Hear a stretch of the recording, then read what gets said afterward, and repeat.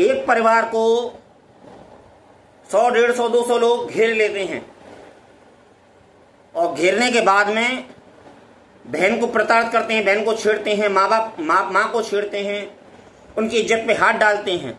और पुरुष जो है उसका देखता रहता है, रहम की भीख मांगता है। काय को रहम की भीख मांगते हो? काय को रहम की भीख मांगते हो? ये हिंदुस्तान हमारा है, हिंदुस्तान हमारा है, हिंदुस्तान हमारे बापों का है, हमारे पूर्वजों का है और इसकी रक्षा में स्वयं करनी पड़ेगी। आज तुमको एक मंत्र बताता हूं, जय महाकाल मेरी रक्षा करो। और युद्ध करने के लिए तुम तैयार हो, युद्ध करने के लिए तुमको तैयार हो। महाकाल मदद करेंगे तुम्हारी, लेकिन युद्ध तुमको करना होगा।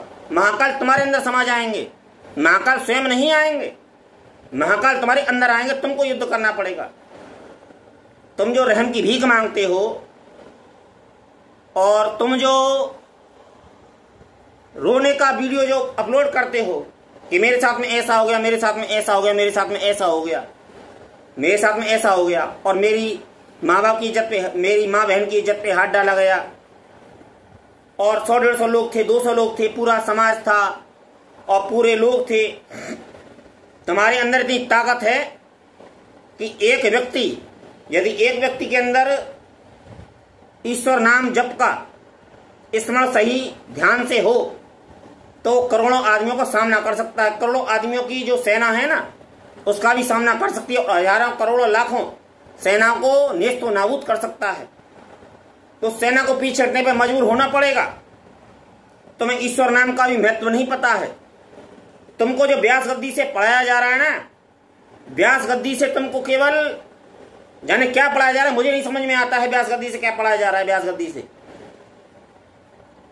तुमको एक ऐसा एक मॉडल बनाया जा रहा है कि ना तो तुम बुरा देखो, ना बुरा सुनो, ना बुरा कहो, केवल भगवान के भजन में ही मगन रहो, केवल भगवान के भजन में ही मगन रहो और सब कुछ दुनिया होगी वो अपने आप देख लेगा।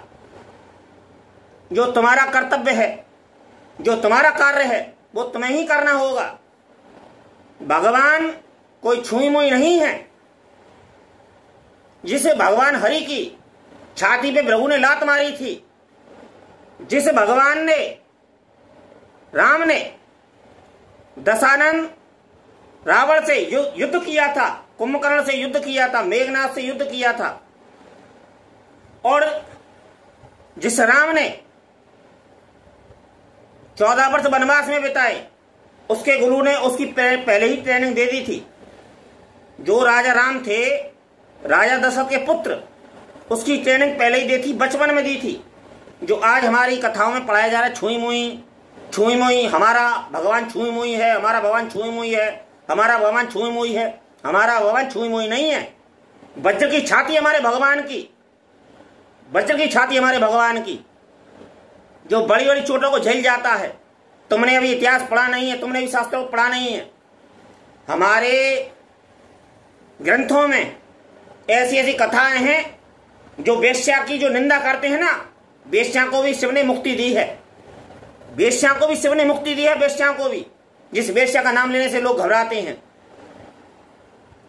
जुआ बुरी चीज है, जुआ बुरी चीज है, लेकिन जुआ के आधार पर ही पंचम वेद लिखा गया है। जुआ के आधार पर ही 4 वेद हैं, ऋग्वेद, यजुर्वेद, सामवेद और अथर्ववेद। लेकिन पंचम वेद कौन सा है? महाभारत। पंचम वेद महाभारत है, पंचम वेद। जुआ के आधार पर ही लिखा गया। जुआ की गति बताई है, लेकिन आधार किसने बताया? कौन सी गति बताई थी? जुआ बुरी चीज है, लेकिन कितनी बुरी चीज है जुआ, ये आधार वेद ने ही बताया कि जुआ क्या चीज है। जुआ, जब तक हम कीचड़ में उतरते नहीं, जब तक हम सत्य को जानते नहीं, जब तक हम भोगते नहीं उस चीज को, जब तक उसका अर्थ नहीं निकलता है। लोग आज व्यास गद्दी पर बैठकर जाने क्या समझ रहे हैं अपने आप को, ये नहीं समझ नहीं आता है। मैं तो ज्यादातर देखता हूं